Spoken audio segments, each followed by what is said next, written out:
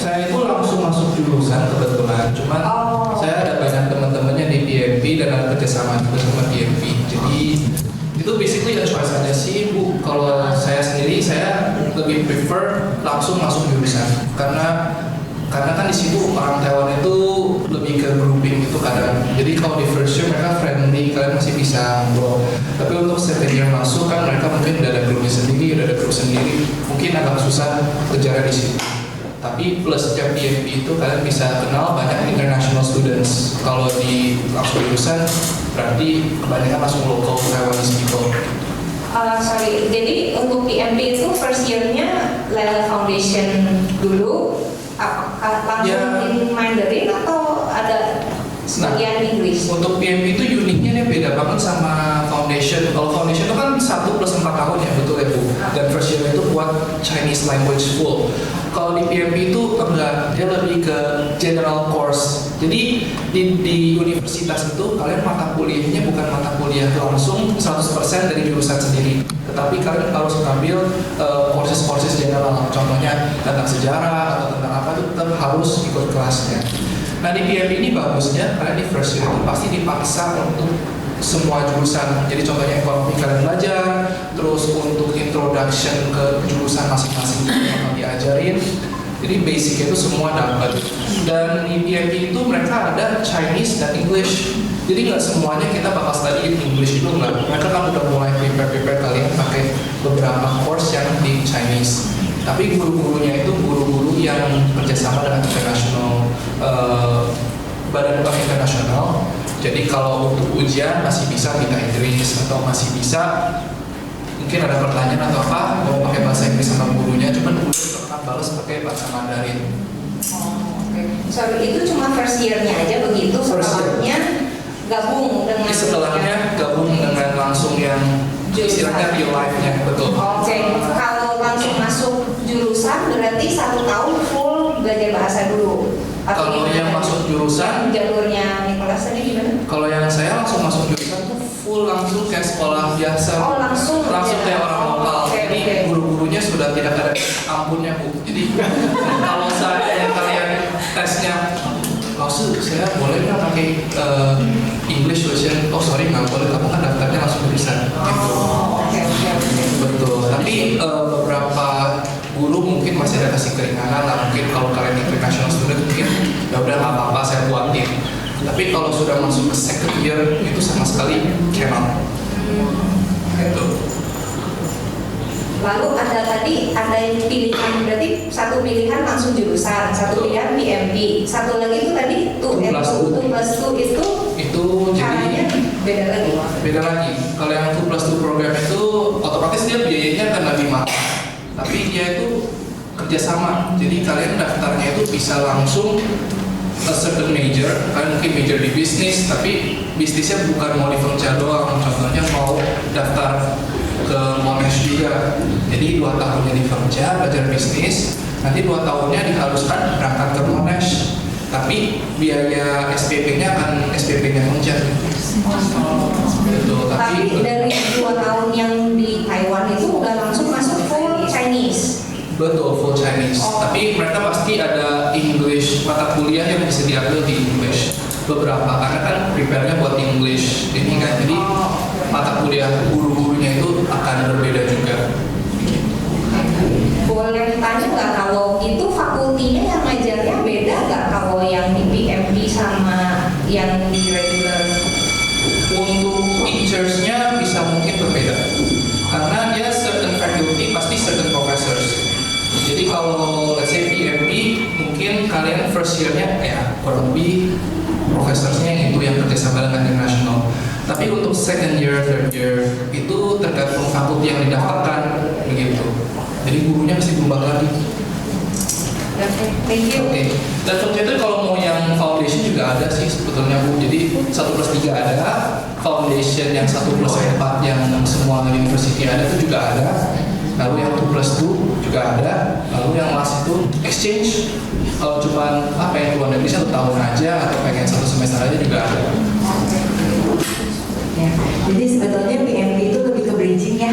Bridging, betul. Jadi kalau untuk international student supaya nggak terlalu kaget, dia biasanya masuk PMP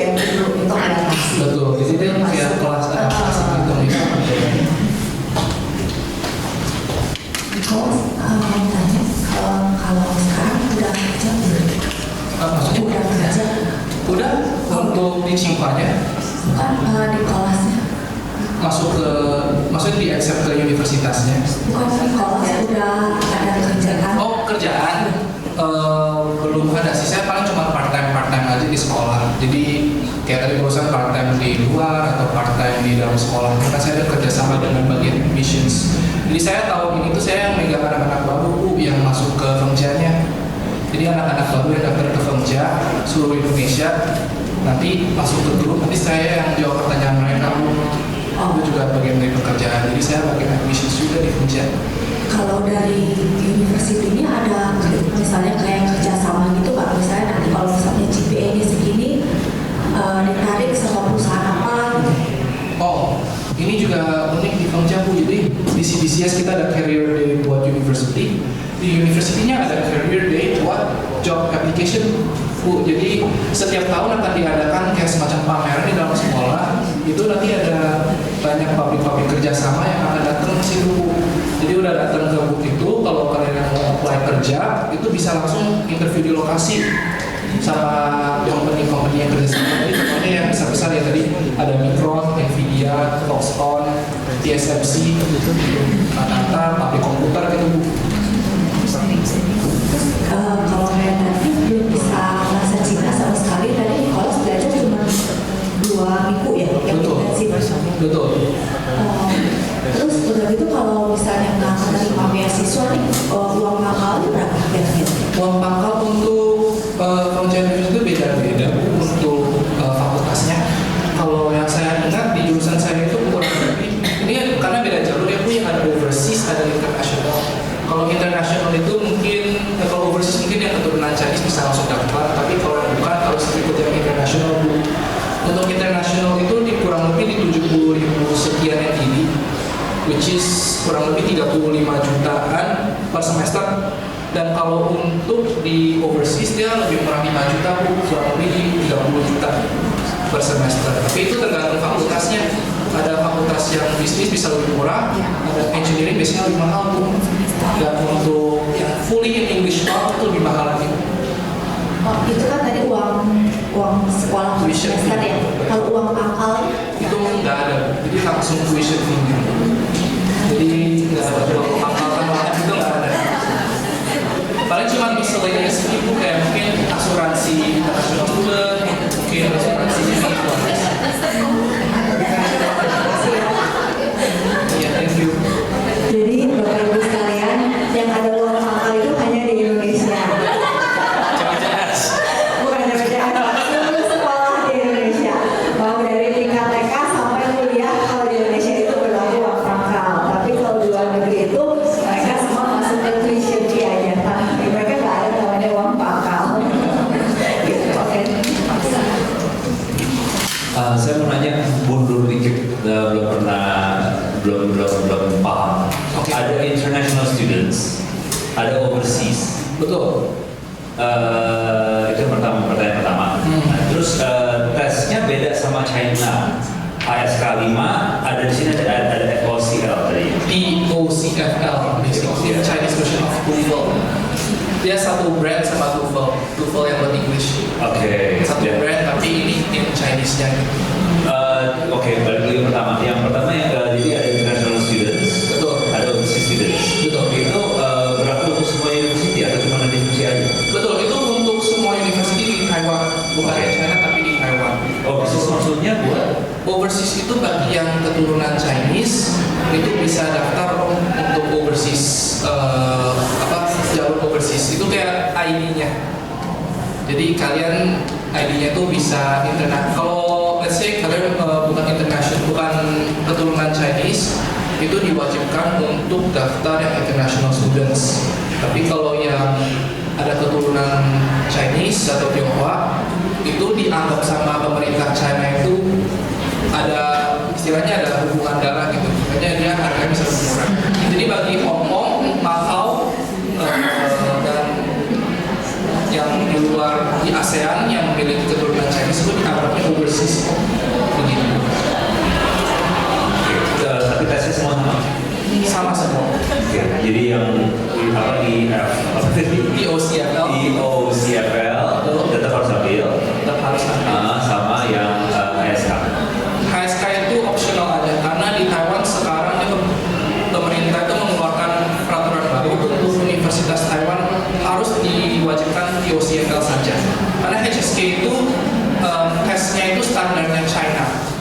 Betul. Taiwan. Betul. Jadi untuk HSK sekarang sudah nggak diterima, cuma QCFL saja.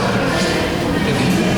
Dan sebaliknya di China harus HSK, tidak bisa QCFL. Jadi salah satu. Oke.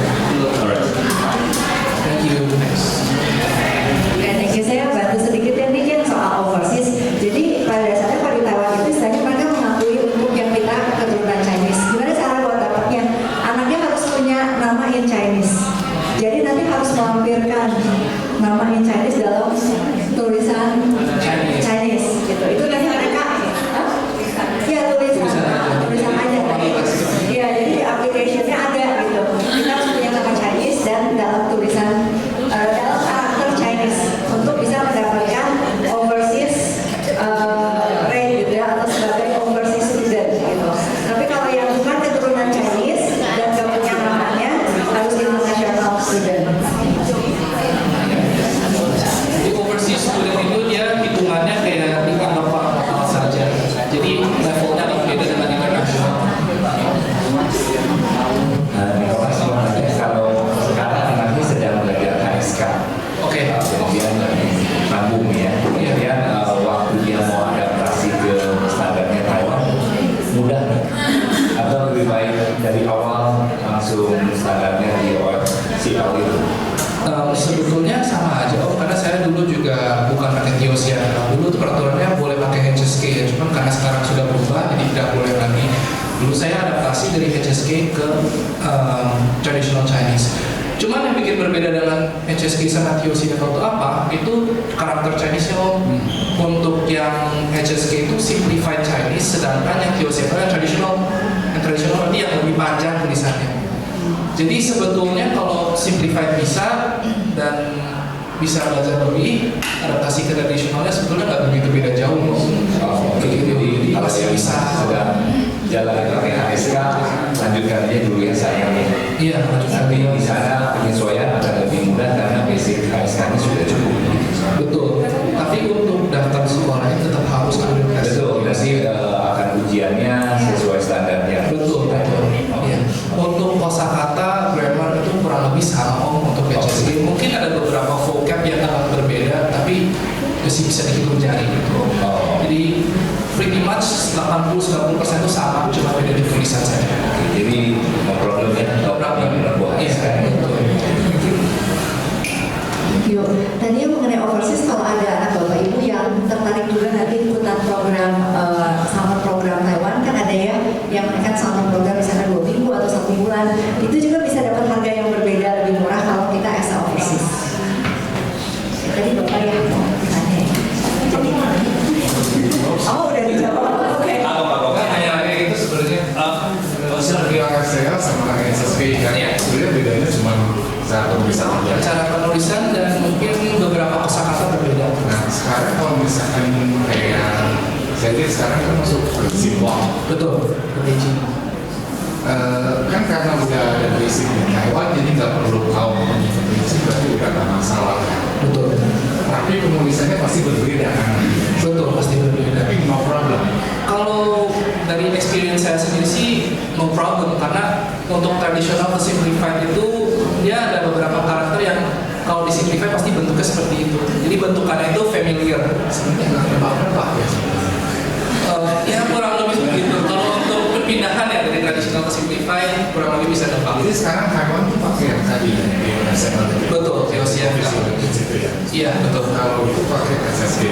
Betul. Rankingnya sama. Kayak kan A2, A1. Nah itu ada conversionnya Pak. Jadi kalau let's say HSK 4 itu berarti A2. Kalau HSK 5 berarti ke B1. Dia ada conversionnya, itu juga bisa dicek di online. Begitu.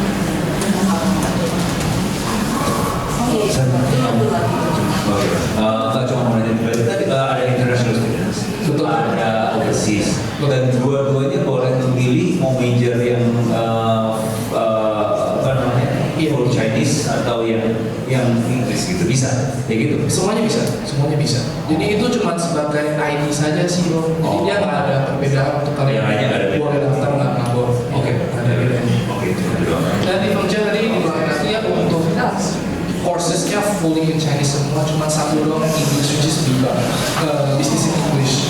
Sisanya Mau tanya kalau misalnya untuk keseharian di coursesnya gitu, kalau les ada apa gitu, essay apa, itu tulis tangan atau boleh atau ketikan gitu, maksudnya benar-benar manual harus tahu setiap karakter, Iya. atau misalkan bisa pegangin gitu maksudnya. Mungkin kalau yang jurusan komputer itu ada beberapa ujian yang pakai komputer itu boleh pakai tarikan. Tapi kalau untuk yang lain harus tulis tangan itu Benar-benar jadi harus hafal karakternya, Iya, benar-benar betul. bisa nulis ya. iya. Soalnya saya kemarin sempat waktu pas ujian sempat minta guru kalau saya nggak ngerti boleh nggak saya tulis. Oh nggak boleh ya, harus pakai full Chinese gitu. Jadi memang si karakternya harus ditulis yang jelas di kertas. Cuman beberapa guru kasih keringanan sih Bu. Jadi kalau memang ada yang skip atau salah tulis, mereka paling kira-kira aja kalau mau tulis apa juga bisa. Boleh ditulis pakai pinyin gitu nggak? Kinjil nggak boleh Bu. Paling kalau 1-2 kata oke lah, masalah umumnya masih bisa. Pinyin. Betul betul. Jadi kalau untuk ditulis Bu itu sebisanya 90% atau 80% itu di karakter Chinese Bu. Mungkin kalau 1-2 kata lupa tulisannya nih mau pakai pinyin boleh. Tapi itu tetap harus didiskus lagi sama profesor sih, takutnya ada beberapa yang nggak ngerti Bu. Iya, iya. Soalnya Taiwan dia tulisannya pakai mofo. Iya, mofo. Betul. Jadi rada beda.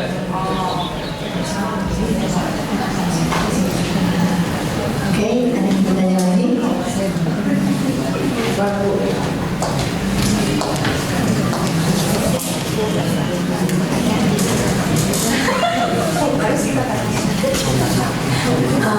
Mau tanya ya tentang pergaulan.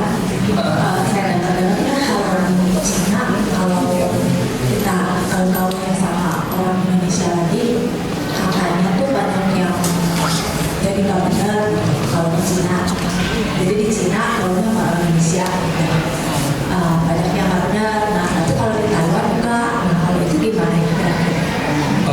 Sebetulnya saya bukan mau pro satu negara ya Bu ya, cuman kalau dari Taiwan itu lebih friendly dan lebih aman Bu dibandingkan China. Jadi Taiwan itu dia lebih ke filter, jadi orang-orangnya lebih gimana ya, jadi untuk scammer itu mereka ada polisi ada apa, jadi segala macam pelanggaran itu pasti dendanya besar Bu. Jadi makanya orang di situ nggak berani untuk melakukan yang aneh-aneh gitu istilahnya. Sedangkan kalau di China itu lebih besar ya, nama negara lebih besar, itu mungkin pemerintah nggak bisa cek 100%, jadi yang itu memang betul masih ada. Itu bahkan saya ada guru juga tadi sudah ngobrol sama guru dari Taiwan, dia itu punya rumah di China Bu, dan dia juga ada ngobrol juga katanya kalau di Taiwan memang lebih aman, kalau di China itu suka banyak yang nipu atau bagaimana, itu lebih harus hati-hati. Soalnya di China ada beberapa lokasi tertentu yang lebih pedesaan, lebih baik kalian kenal sama teman yang orang sana atau gimana di bawah jalan lebih aman gitu dibandingkan di Taiwan. Kalau Taiwan kalian mau kemana-mana, mau jam 12 malam, jam 3 malam mau keluar ke jalanan sudah pasti aman Bu. Begitu. Kalau di Beijing mungkin, di China mungkin aman juga, tapi mungkin lebih ada banyak yang nipu-nipu gitu atau gimana, tapi berbeda negara sih. Kalau untuk masalah narkoba di dalam kampus itu ada atau enggak? Ada kayak narkoba itu atau enggak? Kalau di Fengjas sih belum, dan semoga tidak ada ya Bu ya. Soalnya kalau dari yang saya dengar sih tidak ada untuk narkoba. Karena narkoba itu pidananya besar banget Bu di Taiwan itu. Sangat-sangat besar. Jadi untuk yang aneh-aneh seperti itu sih harusnya tidak ada. Lebih aneh. Kalau misalnya kalau dikasih kesempatan itu cuma bisa pilih satu nih mau di Cina atau di Taiwan dari pengalaman Bapak.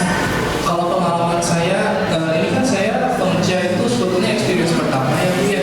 Saya dulu sebetulnya mau daftar ke China, cuman saat itu tuh application saya udah telat dan lebih prefer ke Taiwan karena dulu pernah pergi ke Taiwan karena saya kan belum pernah pergi ke luar negeri nih kalau sendirian gitu Bu. Jadi takutnya adaptasinya kan lebih takut saya kalau ke negara lebih besar. Jadi saya lompat dulu ke Taiwan gitu. Karena kan dulu Mandarin saya juga biasa saja. Jadi untuk environment saya kejarnya di Taiwan Bu. Jadi environment lebih aman, di bisa belajar yang lebih santai itu di Taiwan. Nah, setelah itu kan Mandarinnya sudah oke, sudah lebih mengerti, saya baru berani ke China gitu. Tapi kalau seandainya keterima nih di China di university yang sangat-sangat ke depan, itu juga sebenarnya bisa dipertimbangkan juga kalau seandainya mau langsung. Soalnya university besar pasti dia keamanannya lebih terjaga, apalagi di ibu kota atau di kota-kota besar. Kalau yang tadi yang 2 tahun itu di Taiwan juga ada ya? Yang misalnya 2 tahun dulu di Taiwan, terus 2 tahun lagi misalnya mau pindah ke Bundu atau kemana itu juga ada Di Taiwan. Kalau di Kocanya ada, tapi universitas lain mungkin tergantung universitasnya. Ada beberapa yang memberikan opportunity, ada beberapa yang mungkin tidak ada. Jadi itu kita kuliah 4 tahun, 4 tahunnya bayarnya di Taiwan. Betul, bayarnya di SPP-nya. Jadi yang beda cuma lebih kosnya doang. Betul, lebih kos. Cuman yang plus itu memang dia berbeda dengan SPP yang biasa ya punya. Kalau yang SPP 100% di Taiwan mungkin lebih murah. Kalau yang plus itu dia biayanya bisa kurang lebih 2 kali lipat karena dia kerjasama dengan Viva. 2 kali lipat. Betul, kurang lebih. Saya tidak bisa kasih berapa soalnya berbeda-beda universitasnya tergantung kerjasama sama univ yang mana. Begitu. Kasih ya. Oke. Thank you. Sharing sedikit ada student kita yang alumni juga dari Taiwan. Dia bilang memang sangat-sangat awam. Betul nggak studennya perempuan ya. Saat ini dia sudah kerja di Hong Kong ya. Dia udah lulus dari Tamkang University Taiwan. Dia bilang itu sangat aman. Jadi dia waktu pernah ketinggalan handphone di satu tempat di atas meja di tempat umum di pabrik bukan di kampus. Dia baru sadar udah pulang udah malam. Jadi mau nggak mau dia baru bisa kembali ke tempat itu besoknya. Which is siang kalau nggak salah. Dia bilang itu handphone masih tetap di posisi semula di meja itu tidak bergeser sedikit pun. Gitu. Dia bilang itu seaman itu. Dia bilang katanya kalau Taiwan. Jason mau tanya tapi yang China tadi ya. Tadi fun fact juga yang tadi barusan Sheila kalau untuk di Taiwan cara mereka booking meja itu pakai taruh handphone. Jadi kalau kalian di food court nih kosong nih pengen duduk di sini tapi kamu sendirian mau ambil makan susah, bookingnya dengan taruh handphone di meja. Jadi kalau handphone yang ditaruh di meja orang akan berani duduk atau berani ambil handphone tersebut. Dan untuk di Taiwan yang sering diambil itu atau yang sering kehilangan biasanya payung dan botol minum. Kalau sisanya biasanya tidak pernah. Jadi sangat-sangat aman. Itu dia yang mau. Jadi saya lebih mau nanya ke application ke China-nya sih. Oh boleh. Jadi kayak what are the main essentials for the application to China? Misalnya tadi kan ada tesis ya. Betul. Kayak tesis sama ya kayak what else? Kalau aku daftarnya masters ya, jadi mungkin agak beda dengan bachelors. Cuman kalau untuk masters itu yang penting mau daftar masters juga, oke. Jadi kalau mau daftar masters juga, tadi research yang paling penting, language kamu. Karena untuk language dan China itu, let's say kalau kalian ambil English not, kalian harus dapat IELTS di atas 6,5 atau 7. Nah, sedangkan untuk Chinese not itu harus di atas SSK 5 atau 6. Dan untuk beasiswa harus punya dua-duanya. Ya, yang Chinese Government Scholarship ya, IELTS sama Chinese not HSK. Nah, selain itu kalian juga harus memiliki recommendation letter yang sangat-sangat kuat dari professors.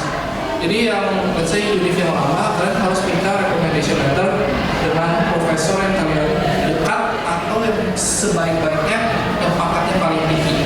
Saat itu waktu pas aku daftar ke Tsinghua, aku minta dekan sama dean. Jadi head of faculty sama head of major kebetulan dekat sama kuliahnya, jadi bisa ditulis banyak. Selain itu juga express interview kalian juga harus sangat prepared. Karena di interview itu sangat penting banyak yang ditolak itu di interview. Jadi di interview ini nanti kalau yang saya itu dapat 6-10 profesor, jadi satu meja yang sama gitu. Terus waktu pas di interview mereka akan tanya research kamu, kenapa kalian banyak nih istilahnya kayak tesis kedua kalinya karena pertanyaan mereka sangat-sangat mendetail. Setelah itu kalian basic physics sama math juga harus bagus karena mereka bisa tiba-tiba quiz. Oke, help me write the Taylor number of this equation. Jadi kalian harus langsung bisa jawabnya.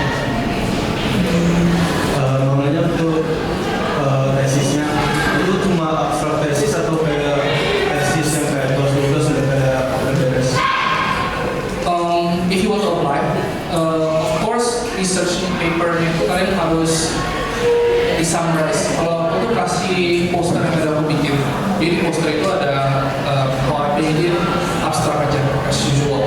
Cuman untuk research plan, kalau kalian mau daftar S2 masters, research plan kalian pasti of course berbeda dengan research yang kalian pernah lakukan kan. Nah, di research yang plan ini kalian harus pikir matang what you want to do in your future, what you want to research waktu pas sudah masuk univnya. Dan lebih kuat lagi kalau research yang S1 dan research S2 yang kamu bakal plan ini harus align begitu.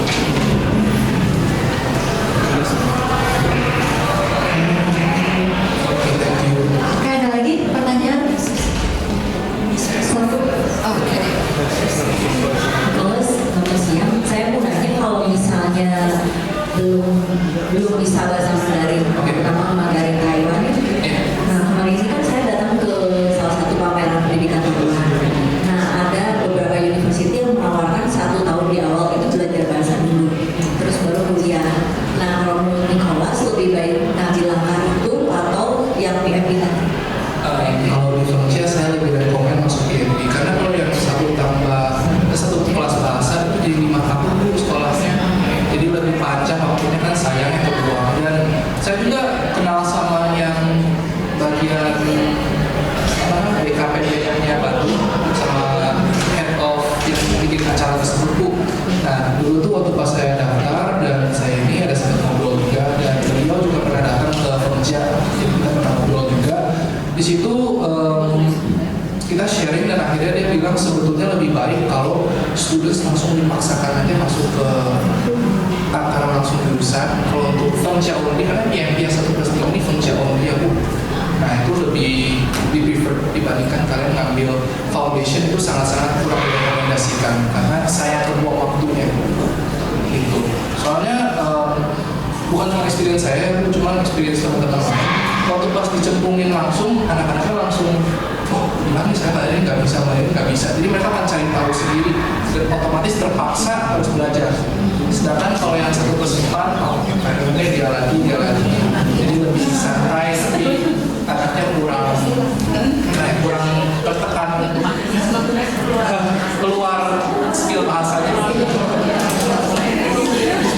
Banyak juga kalau yang ini kan overseas Chinese ada yang international student. Betul. Nah itu kalau misalnya masuk pun kalau PMP sama ya kayak gitu. Betul, masuknya mau sebagai overseas atau sebagai internasional. Sudah nggak kalau yang internasional dalam bahasa Inggris dulu gitu enggak? Enggak. Itu cuma sebagai ini aja sih buat catatan saja. Jadi waktu pas di ijazahnya juga ada tulisan sebagai overseas atau sebagai internasional. Gitu. Thank you. Oh ya, thank you. Udah ya, masih ada pertanyaan? Asma? Oh, Jason. Satu lagi kok mau nanya, kan ini deh, kenapa Koko pilihnya di Beijing out of all of the cities yang ada di sana? Kan ada Chongqing sama kenapa Beijing gitu? Karena apparently saya kan S1-nya Mechanical and Computer Aided Engineering, dan saya mau melanjutkan planning saya kan menjadi automotive engineer, which is basically mechanical tapi automotive field. Dan kebetulan di China itu kan otomotifnya sekarang lagi bagus ya. Let's say BYD, most of the electric cars semua rata-rata in China. Bukan saya nggak mau daftar ke kota-kota lain, cuman di Beijing yang number 1 university for engineering itu kan Tsinghua University. Untuk bisnis di Beijing University cuma 2 itu. Sedangkan yang lain itu mungkin bagus juga, cuman mereka di bawah sekolah tersebut. Jadi aku langsung target for the top uni yang ada di negara tersebut, which is in this case Tsinghua University. Dan kebetulan Tsinghua itu ada program untuk mechanical in automotive field. Jadi langsung aku ambil, langsung masuk ke Tsinghua. Jadi memang udah saya targetkan di awal harus masuk Tsinghua.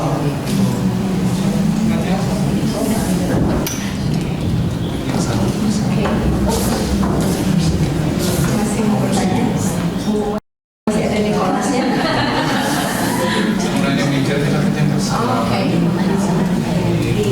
Di Fengja itu berarti majornya tuh sangat spesifik ya. Tadi ada apa pilihannya? Kalau medical nggak ada kan? Medical nggak ada. Yang ada apa aja? Yang besarnya aja, yang besar. Yang bisnis itu bisa di bisnis admin, bisnis intern, bisnis management, finance, accounting, atau di actuarial science yang sekarang lagi boomingnya tuh. Actuarial itu basically kayak finance, cuma dia perhitungan gitu bu, kayak matematika. Itu sekarang lagi booming ya di Swiss juga bu, karena gajinya dipikirnya sangat-sangat besar kalau bisa kerja di situ.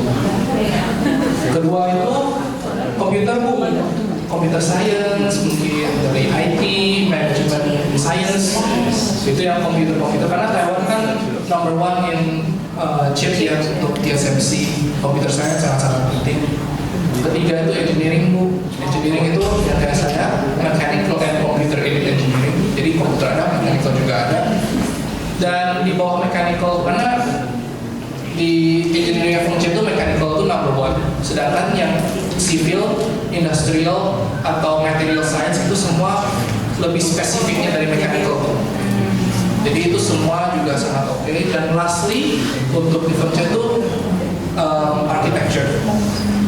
architecture and interior design itu juga penting dan oke juga. Dan sekarang function ada keluar namanya jurusan AI. Biasanya kan kalau AI di Unifly itu harus ambil S2. Kalau di function itu S1 sudah bisa langsung AI. Jadi nggak usah ambil computer science dulu. Boleh nanya satu lagi, nggak pengen tahu kalau Nicholas dulu pas di CBCS murid seperti apa? CBCS yang mulai seperti dulu ya saya seperti murid pada biasanya saya juga apa gimana cara menjelaskannya cuman yang dulunya mungkin ya. iya betul. Dan untuk pas di SMA kebetulan saya angkatan yang itu ya pas COVID ya bu, jadi pas 11 sama 12 grade itu kita online learning, cuman di 12 grade terakhir itu masih bisa sempet ke sekolah yang hybrid, jadi ada online ada website. Jadi dulu lumayan berbeda sih dulu cara belajarnya. Iya. Kalau saya sebagai advisor melihat Nick tuh anaknya yang baik, aktif ya kalau saya lihat, dan dia sopan sekali, willingness mau belajar yang saya lihat itu yang utama sih, dan selalu mau bantu gitu. Kebetulan Nick waktu itu satu angkatan berteman dengan beberapa teman-temannya, itu semua teman-temannya pun tipenya sama gitu teman mainnya, jadi satu kelompok ini memang ini bisa tahu yang lebih bisa banyak cerita tentang angkatan ini. Masih ngajar ya waktu itu yang cuma ngajar nggak? Sumpah, iya. Sempat ngajar fisik kelas 12. Iya, jadi angkatan ini ya tipe anaknya satu pertemanan ini memang yang in positive way sih, lebih ke sana. Jadi mereka sama-sama kebetulan ada beberapa teman dia tuh memang punya dream yang sama gitu ya, mechanical engineering, dan mereka nggak cuma yang hanya oke mau, tapi mereka semuanya mau kerja extra mile, mau kerja gimana caranya untuk mereka tuh bisa mencapai apa yang mereka cita-citakan gitu, mau berusaha lah ya. Dan tipe anaknya ya misalnya anaknya yang memang tough gitu ya dalam segala hal, saya lihatnya sih gitu. Tapi jangan ini bu, anak kita juga pasti bisa dan yang pasti percaya apapun nantinya sesuai dengan panggilannya dari Tuhan, karena setiap anak punya keunikannya masing-masing, ya punya posisinya masing-masing seperti itu. Oke, last sudah tidak ada, pas sudah tidak ada kita sudahi. Mungkin nanti ada yang mau sampai lagi. Sebetulnya cuma final message aja sih. Tadi thank you juga Michelle, dan untuk pesan juga untuk anak-anak sekarang, kalau lagi daftar uni jangan takut sih bu, soalnya saya kan juga bagian admissions nih, saya dengar banyak murid yang mereka mengandalkan orang tuanya banget nih untuk menanyakan, mereka nggak inisiatif. Itu mungkin nggak bisa dipertimbangkan untuk anaknya lebih aktif, mandiri, ya punya mungkin nggak boleh harus dilepas. Ya mereka harus bisa eksplor sendiri, karena memang namanya di ini apalagi di negara luar itu banyak ya, ada yang positif ada yang negatif juga ya, jadi anaknya juga harus punya self control. Nah di sini itu lebih baik untuk kalau di Taiwan dari experience saya sih amannya untuk explore itu ya, cuma memang harus kita kontrol aja ke sisi positif atau negatif, dan sebisanya waktu pas di uni friendsnya juga harus banyak ya, semuanya kita kenal dan jangan cuma grouping aja udah sampai lulus gitu. Jadi jadinya kita nggak dapet aktifnya dan nggak dapet second opinion dari other students. Dan yang paling penting terakhir itu Chinese language. Jadi jangan disia-siakan waktunya waktu pas di Taiwan, itu sangat-sangat golden opportunity. Kalau ada opportunity juga jangan males takut nih. Kalau bisa coba dulu aja, karena nggak ada ruginya coba. Let's say kalau daftar ini, paling juga worst case scenario mungkin gak diterima. Tapi kan minimal kita ada try something. Kayak yang semua juga benar-benar aku nggak expect gitu, kayak top 1 di China, top 17 in the world bisa masuk gitu. Meskipun saya daftar dari CBCS atau dari Frontier gitu yang let's say rank-nya nggak setinggi itu, tapi bisa menjadi batu loncatan. Jadi semuanya harus dicoba dulu aja. Dan bisa dapat full scholarship ya. Iya, full di Frontier dan full scholarship juga di Tsinghua. Jadi aku dari tahun pertama sampai terakhir itu sama sekali nggak ada bayar SPP. Oke, jadi applause buat Nicholas. Saya sesi ini juga nggak ada yang kebetulan. Saya nggak ada di sesi ini benar-benar pop up. Jadi saya cuma ketemu Nick di depan front office. Waktu itu Nick lagi bantuin maminya nurunin barang atau apa gitu ya masalahnya. Cuman lagi maminya parkir di depan front office. Nick tuh bantuin nurunin barang. Ketemu saya, hey Nick, saya ngobrol aja sebentar. Oh, kamu ada di sini sampai kapan gitu kan ya? Terus saya cuma kepikir Career Day, bisa nggak ya dia share di Career Day? Oh nggak bisa, udah pulang. Gimana kalau kita bikin sesi ya gitu? Jadi pop up aja sih gitu. Tapi saya pikir ternyata Tuhan yang ngatur semua ya. Jadi apapun juga nggak ada kebetulan. Pas saya bisa keluar, saya kadang jarang, kadang saya nggak selalu ada di depan front office. Tapi kalau itu Tuhan bisa ngepas saya ke depan front office ketemu Nick, kita ngobrol, klik waktu oke, saya ajuin ke prinsipal oke, ngadain gitu ya. Jadi bisa terjadilah sharing ini. Jadi saya juga yakin apapun yang terjadi itu pasti Tuhan yang atur gitu. Tidak ada yang secara Tuhan nggak sengaja gitu. Semua pasti Tuhan yang lead gitu ya. Jadi saya yakin nanti dimanapun anak bapak ibu ditempatkan, kita serahkan sama Tuhan dan kita berdoa buat Tuhan yang tunjukin itu yang utama. Thank you nih, thank you ibu juga untuk waktunya udah ngantar maminya nih ini. Ya, makasih. Thank you so much. Oke, sebelum isi kita berdoa sama-sama lagi ya. Kita berdoa. Tuhan Yesus, kami mengucap syukur Tuhan buat sesi yang luar biasa. Tuhan, terima kasih. Kami ingin mendoakan Nick juga Tuhan, supaya Kau serahkan dia Tuhan. Kami serahkan dia ke dalam tangan-Mu, supaya biarlah Tuhan apa yang dia rencanakan ke depan untuk masa depannya dia, untuk master degree-nya dia ke Tsinghua Tuhan, biarlah kami percaya tidak ada yang luput daripada Engkau. Engkau telah membuat Nick berhasil untuk di sana dan kami yakin Tuhan juga punya rencana yang besar buat kehidupan dia di Tsinghua. Biarlah Tuhan nama Engkau dipermulakan di sana, akan makin banyak berkat yang Engkau akan bagikan kepada dia dan dia juga bisa membagikan orang-orang sekitarnya. Tuhan, kami berdoa untuk Nicholas, untuk Engkau yang akan selalu jaga dia setiap season dalam hidupnya. Kami yakin ada hal yang berat Tuhan, ada hal yang di atas dan di bawah, tapi kami yakin kami punya Engkau yang luar biasa, Engkau yang akan selalu menuntun dia, Engkau yang akan selalu menjaga dia. Biarlah apa yang dia bagikan hari ini tidak ada yang sia-sia Tuhan, kepada siswa, kepada orang tua, sehingga semuanya itu bisa menjadi berkat buat kami semua. Kami serahkan Tuhan juga setiap orang tua yang telah hadir dan meluangkan waktunya untuk anak-anak mereka. Kami yakin juga dan percaya Tuhan untuk mendoakan setiap anak-anak ini Tuhan ke dalam tangan Engkau. Walaupun mungkin masih di dalam masa yang galau Tuhan, apakah harus ke Taiwan, harus ke China, harus ke negara mana, ambil jurusan apapun, tapi kami percaya, kami berdoa kepada Engkau. Biarlah Engkau yang akan terus menuntun setiap anak-anak ini untuk memilih callingnya yang sesuai dengan kehendak dan tujuanmu. Kami serahkan juga orang tuanya akan kembali ke aktivitasnya masing-masing dalam perjalanan Engkau yang akan menutup bungkus. Kami semua hanya di dalam nama-Mu, kami mengucap syukur. Amin. Tuhan Yesus